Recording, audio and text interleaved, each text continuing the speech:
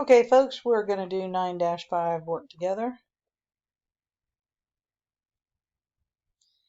And we've got 4 things that we're going to have to do here. None of them are very complicated, just a lot of calculator work that you're going to have to do here. Just some tedious posting to the ledgers. So the first thing we're going to do is we're going to determine the totals of the cash payments journal. And the directions tell us to enter 0 if the column total is 0. That's real important. It's easy to miss. So as you remember, the totals will be done at the end of the month. October has 31 days, so that's when we're going to do it. And we'll just type the word totals. And I'm not going to bore you by sitting here and adding these up. I just happen to have done it before I started reporting, and I know what the totals are.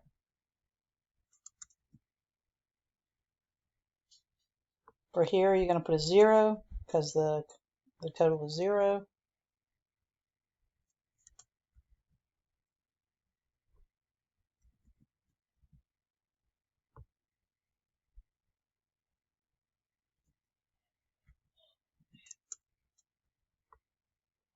So step 1, that's all it is putting the date, the end of the month date in there, typing the word totals, and just adding the columns up.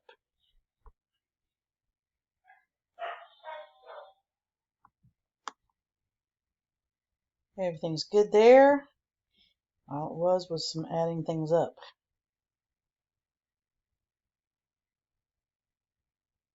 All right, for the next one, we're going to post each line from our cash payments journal into one of these ledgers, okay? Either the accounts payable ledgers or the general ledgers. Okay, so we start with utilities expense of $124.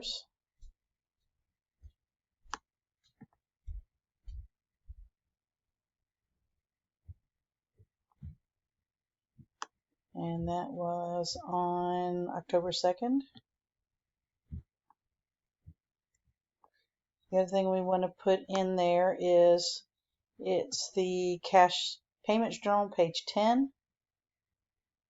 So here we're going to type in CP10 for cash payments journal, page 10. And it was a debit for $124. We have a debit balance in there. So when you have a debit and you debit, you add it, $948.59 plus 124,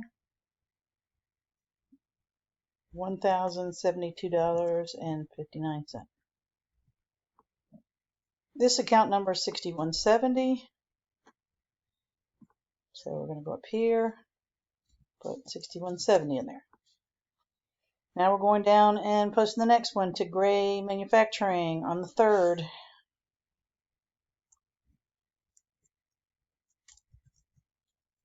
Cash payments, page 10. And as you can see, oh, we forgot to type Gray. No, we don't have to do that. We have $1,640 is the accounts payable amount. And it's a debit. Okay. There was a credit balance of $1,640, and this is a debit. So when we subtract, our balance will be 0. This account is $220. Then we're going to go on down to the purchases ledger.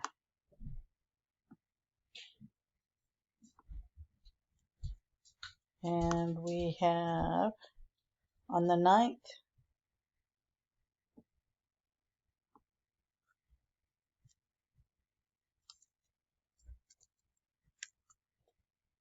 a debit of $15.75. And we have a debit balance of $94,128.25. And so this is a debit, so we add them. And I get $95,703.25. Again, it's just kind of tedious. You're just adding stuff. And this account number is 5110.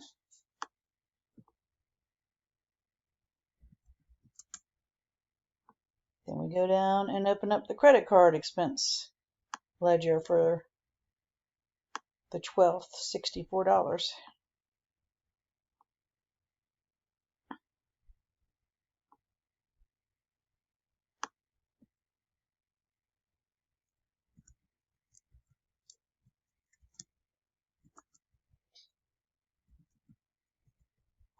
I'm going to add the two together. 545.15. Account number 6115.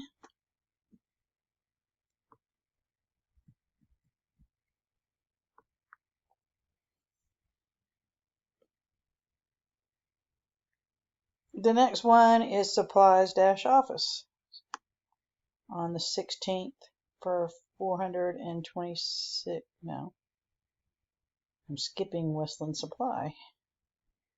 Westland Supply on the 16th.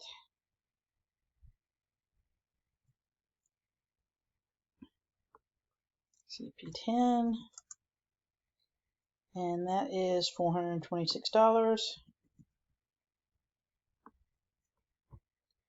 1418. Account number 240. Now we're at supplies-office. And these are all this petty cash stuff that we never really even did.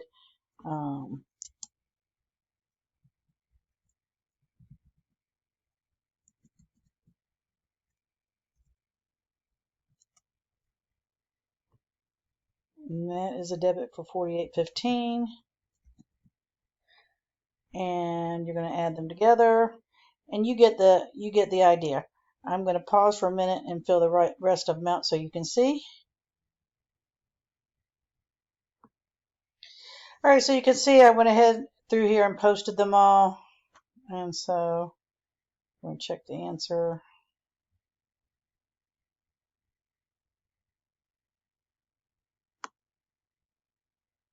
All of them are posted. Oops, I guess I added that one up wrong. It happens.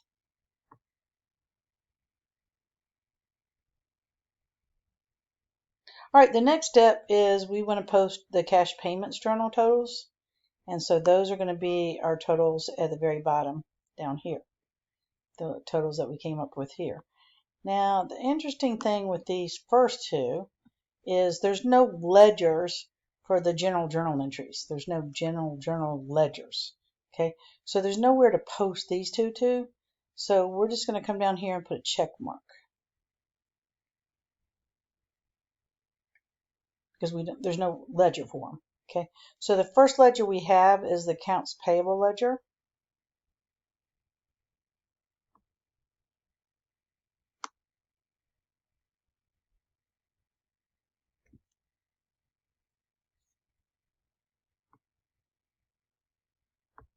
And on the 31st,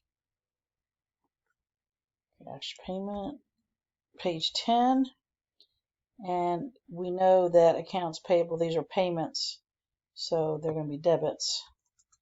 If you didn't know that, you can always go to the top of the column and it says accounts payable debit right there. So we're good with that. All right. So we had a credit balance. This is a debit, so we're going to subtract. So 87.17.53 is your total. And the account number is 2110, so we're going to type it down here at the bottom of the column. The next column is purchase discounts, and again, we know what it is. It's credit. It says right there. If you don't even remember it, you just need to look up there.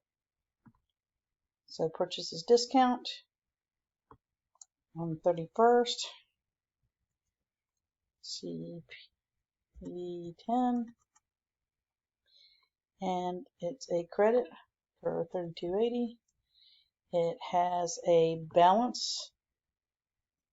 Credit, that means you add the two, $654.28. This is account number 5120. The last column we're posting is the cash credit column.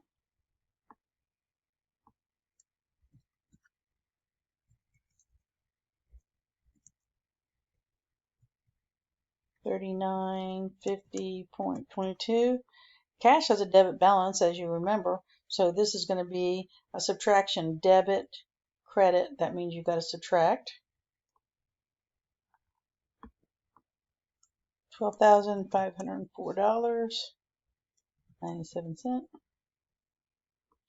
Account number is 1110. Easy enough.